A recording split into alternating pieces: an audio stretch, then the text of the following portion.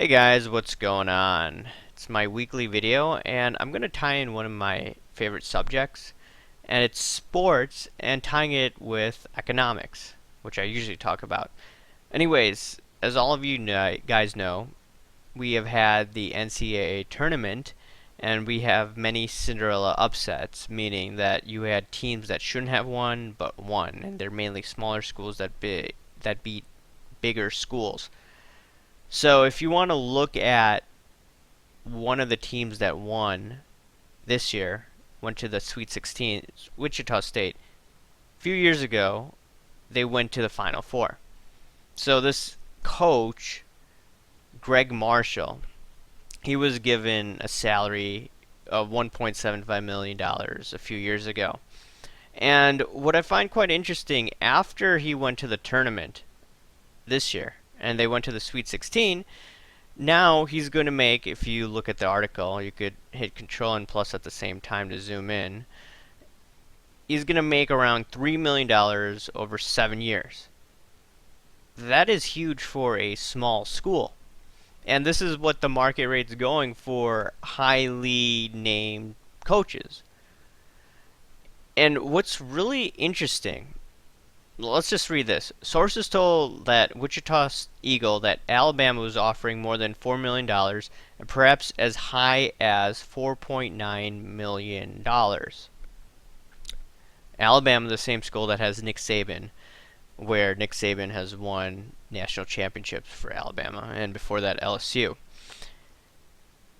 So they were offering him up to $4 million a year. That's pretty desperate, but let's look at some of the highest paid college coaches and just tie it back to economics and what the government's doing to screw this pricing mechanism out of whack. And we could look at tuition as well. Alright, I'm over at thebestschools.org, and I'm just going to look at some college coaches, basketball or football, and see their salary. Coach K at Duke, $7 million. Okay, I understand why. He's went to 10 or 12 Final Fours. And they're duking it out tomorrow night against Wisconsin. John Calipari, okay, good track record, 5.4 million. Nick Saban, like I mentioned before, 5.4 million. Could go down the list.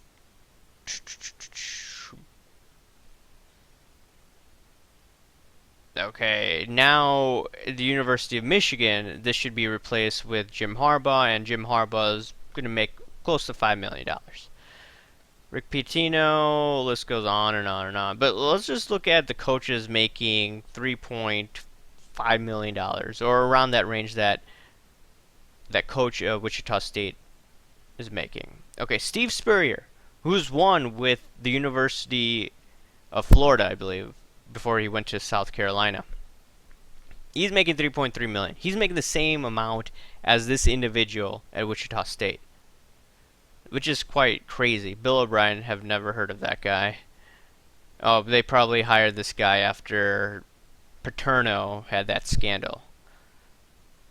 Tom Izzo.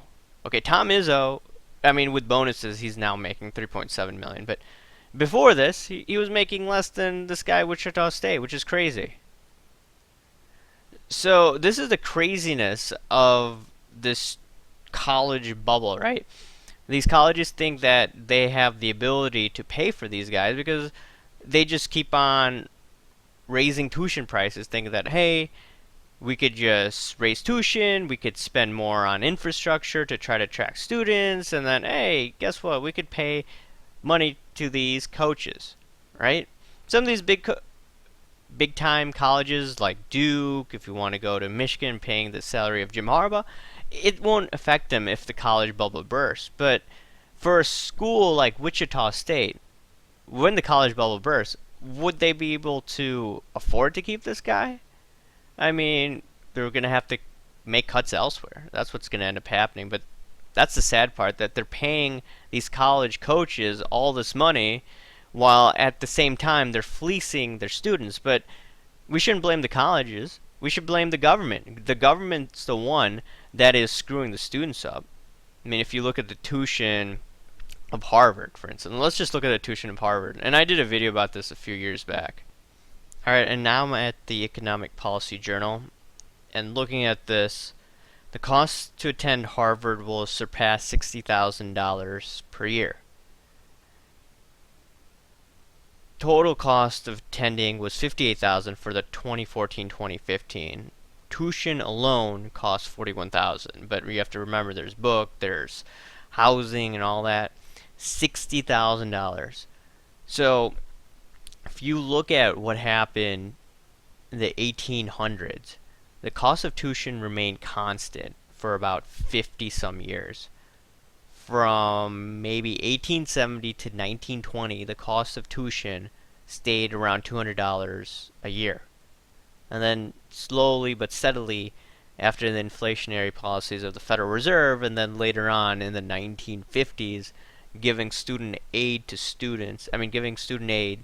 to individuals that came out of the war, that's when tuition prices started to increase because you totally screwed up the pricing mechanism. And when you try to bring this up among many individuals who want student aid, they get really feisty and really angry when you mention the fact that it was the government that screwed up the pricing mechanism. But anyways, it's quite messed up that you see the tuition prices going up while the students are getting hosed because of these government policies.